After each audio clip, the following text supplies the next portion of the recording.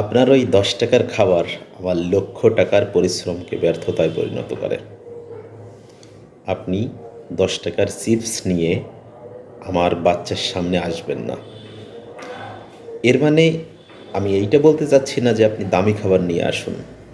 আমি চাই আপনি ১০ টাকা দিয়ে ২টি কলা কিনে নিয়ে আসুন।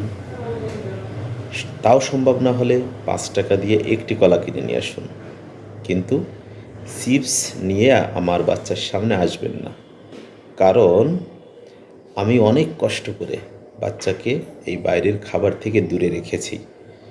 আপনি একবার এই ১০ টাকার খাবার বাচ্চার হাতে তুলে দিলে তার যে খাবারের মোহ তৈরি হবে সেইটা কাটাতে আমার লক্ষ টাকা শ্রম চলে যাবে।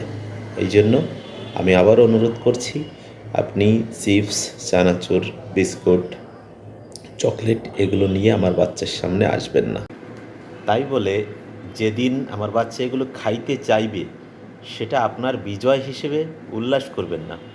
আমি বলছি না যে আমার বাচ্চাকে কখনোই খাওয়াবো না, কিন্তু আমি চেষ্টা করে যাচ্ছি যতদিন সম্ভব তাকে এগুলো থেকে দূরে রাখার। অনুগ্রহপূর্বক আমাকে সেই কাজে সাহায্য করুন।